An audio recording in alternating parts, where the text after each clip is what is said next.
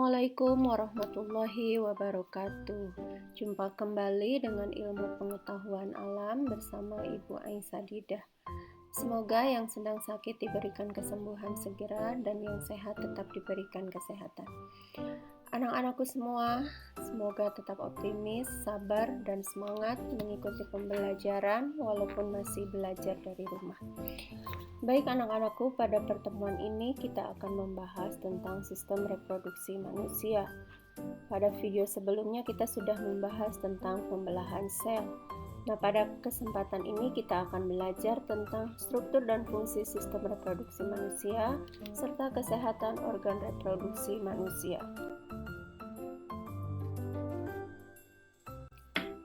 Pada bagian struktur dan fungsi sistem reproduksi manusia, kita akan mempelajari organ reproduksi laki-laki, kedua organ reproduksi perempuan, dan ketiga proses-proses yang berlangsung di dalam organ reproduksi laki-laki dan perempuan.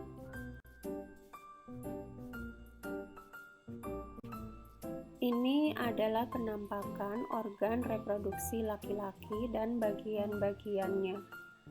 Perhatikan dengan seksama. Beberapa bagian organ reproduksi laki-laki tersebut fungsinya akan dijelaskan sebagai berikut. Mari sekarang kita perhatikan beberapa fungsi organ reproduksi laki-laki.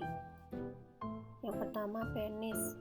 Ini merupakan bagian luar organ reproduksi laki-laki yang berfungsi sebagai saluran kencing atau urin dan saluran sperma. Yang kedua, skrotum. Ini adalah bagian seperti kantung yang di dalamnya terdapat testis. Skrotum ini berfungsi untuk menjaga suhu testis agar sesuai untuk produksi sperma. Yang ketiga, testis. Ini adalah bagian yang bentuknya bulat telur yang tersimpan dalam skrotum, berfungsi untuk memproduksi sperma dan hormon testosteron. 4. Epididymis.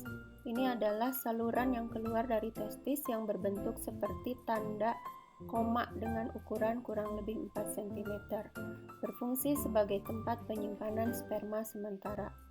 Yang kelima, vas deferens, merupakan saluran panjang yang mengarah ke atas dan merupakan lanjutan dari epididymis. Ini berfungsi untuk menghubungkan epididymis dan uretra. Selanjutnya ada uretra. Ini adalah saluran yang terdapat dalam penis, merupakan akhir dari saluran reproduksi, berfungsi sebagai saluran keluarnya sperma dan urin. Kemudian kelenjar vesikula seminalis. Ini merupakan bagian yang berbentuk seperti kantung kecil berukuran kurang lebih 5 cm yang terletak di belakang kantung kemih, berfungsi menghasilkan zat-zat yang diperlukan untuk perkembangan sperma. Kemudian ada kelenjar prostat. Ini adalah bagian yang berbentuk seperti kue donat yang terletak di bawah kantung kemih, berfungsi menghasilkan cairan bersifat asam. Dan ada kelenjar Cooper, merupakan bagian yang berbentuk seperti kacang yang terletak di bawah kelenjar prostat, berfungsi menghasilkan lendir dan cairan bersifat basah. Sekarang mari kita perhatikan organ reproduksi perempuan dan bagian-bagiannya. Yang pertama, lihat ada yang disebut ovarium. Merupakan struktur berbentuk seperti telur, berjumlah 2 buah, terletak di samping kanan dan kiri uterus atau rahim, dan berfungsi menghasilkan sel telur atau ovum. Berikutnya ada oviduk atau disebut tuba Fallopi, atau dikenal dengan saluran telur. Ini merupakan saluran dengan panjang kurang lebih 10 cm yang menghubungkan ovarium dengan rahim atau uterus. Kemudian ada infundibulum, merupakan struktur berjumbai dan merupakan pangkal dari tuba Fallopi. Kemudian ada uterus atau rahim. Ini adalah struktur seperti buah pir yang berfungsi sebagai tempat berkembangnya janin selama kehamilan. Kemudian ada endometrium, adalah lapisan yang membatasi rongga rahim dan meluruh saat menstruasi. Kemudian ada vagina, saluran yang menghubungkan lingkungan luar dengan rahim, saluran mengalirnya darah menstruasi, dan saluran keluarnya bayi. Kemudian ada serviks, ini adalah struktur rahim bagian bawah yang menyempit dan membuka ke arah vagina. Sekarang mari kita lihat proses yang berlangsung di dalam organ reproduksi laki-laki dan perempuan. Yang pertama, spermatogenesis. Pada organ reproduksi laki-laki berlangsung proses spermatogenesis, yaitu proses pembentukan sel kelamin jantan atau sperma. Proses pembentukan sel sperma pada saluran tersebut terjadi secara bertahap. Diawali dari sel induk sperma atau spermatogenium yang bersifat diploid. Selanjutnya, sel spermatogenium mengalami pembelahan secara meiosis maupun mitosis dan mengalami diferensiasi atau perkembangan, sehingga terbentuk sel sperma atau spermatozoa yang memiliki ekor. Sel sperma yang terbentuk tersebut bersifat haploid.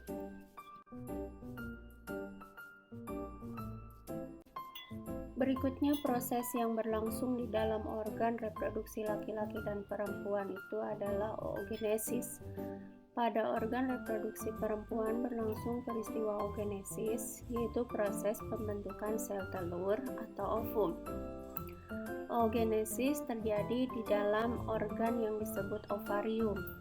Berbeda dengan spermatogenesis yang dimulai ketika anak laki-laki mulai puber, oogenesis dimulai sebelum anak perempuan lahir.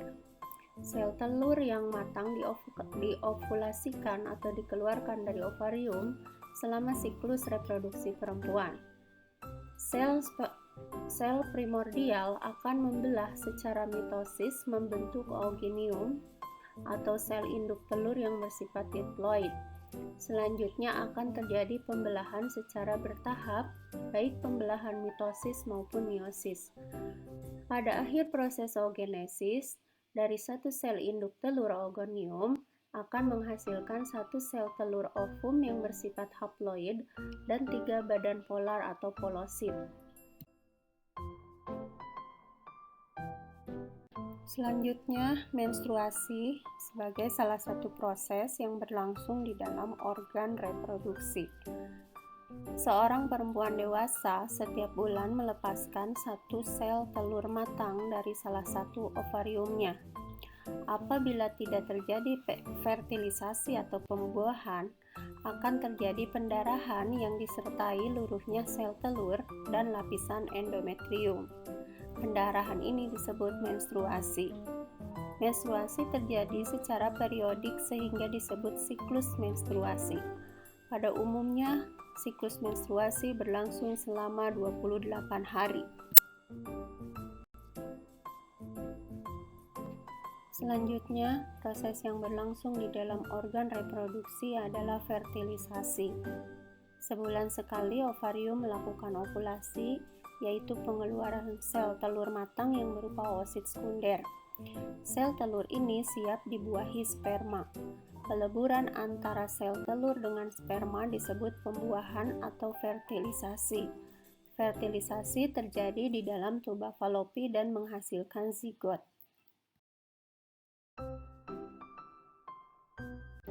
Sistem reproduksi sangat rawan terhadap kelainan dan penyakit. Kelainan dan penyakit pada sistem reproduksi dapat disebabkan oleh bakteri, jamur, maupun virus. Kelainan dan penyakit ini dapat ditularkan dari orang tua yang terinfeksi kepada anaknya, akibat transfusi darah yang terinfeksi, ditularkan akibat gaya hidup yang tidak baik seperti gaya hidup seks bebas dan menggunakan jarum suntik untuk obat terlarang atau narkoba. Berikut ini akan dibahas beberapa kelainan dan penyakit yang dapat terjadi pada sistem reproduksi manusia. Yang pertama, keputihan.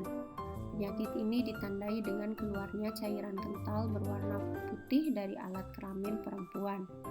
Disebabkan oleh infeksi jamur, Chlamydia trachomatis, Candida albicans, bakteri Gardnerella vaginalis, dan Trichomonas vaginalis.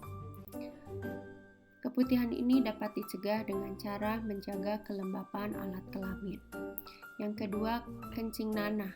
Penyakit ini ditandai dengan keluarnya nanah dari saluran kencing sehingga terasa sakit saat buang air kecil. Kencing nanah ini disebabkan oleh infeksi bakteri Neisseria gonorrhoeae. Pencegahan kencing nanah dapat dilakukan dengan cara menghindari kontak seksual dengan penderita. Yang ketiga, sifilis atau raja singa.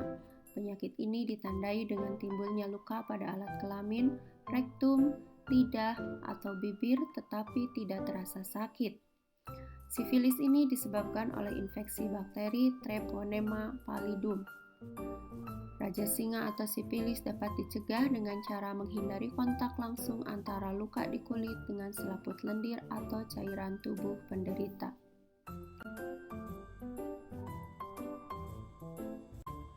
Berikutnya, AIDS. Ini adalah penyakit yang merusak sistem kekebalan tubuh penderita. AIDS disebabkan oleh HIV, Human Immunodeficiency Virus. AIDS dapat dicegah dengan tidak menggunakan jarum suntik secara bersamaan dan menghindari kontak seksual dengan penderita. Berikutnya, herpes genitalis. Ini adalah penyakit yang ditandai dengan timbulnya bintil-bintil berisi cairan di alat kelamin, dubur, atau mulut dan terasa sakit. Herpes genitalis disebabkan oleh virus herpes simplex tipe 2. Herpes genitalis dapat dicegah dengan menghindari kontak seksual dengan penderita. Berikutnya, prostatitis. Ini adalah penyakit yang ditandai dengan adanya inflamasi pada kelenjar prostat, disebabkan oleh infeksi bakteri Escherichia coli atau non-bakteri.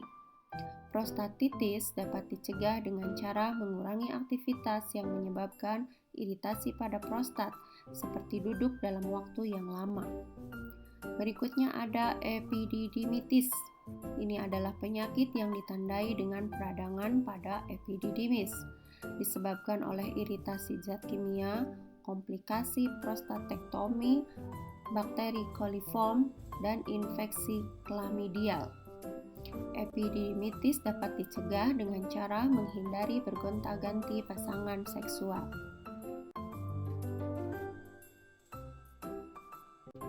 Untuk menjaga kesehatan organ reproduksi manusia, beberapa upaya berikut bisa dilakukan sebagai pencegahan.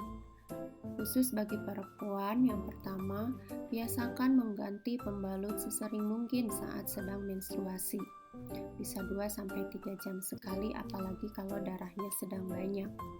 Yang kedua, menghindari penggunaan sabun pembersih kewanitaan secara terus-menerus. Kemudian untuk laki-laki, upaya yang bisa dilakukan, yang pertama, mengurangi kebiasaan mandi dengan air panas. Yang kedua, melindungi testis selama beraktivitas. Yang ketiga, menghindari minuman beralkohol dan rokok. Demikian yang bisa Ibu sampaikan untuk kali ini. Semoga ada manfaatnya. Tetap semangat dan jagalah kesehatan. Assalamualaikum warahmatullahi wabarakatuh.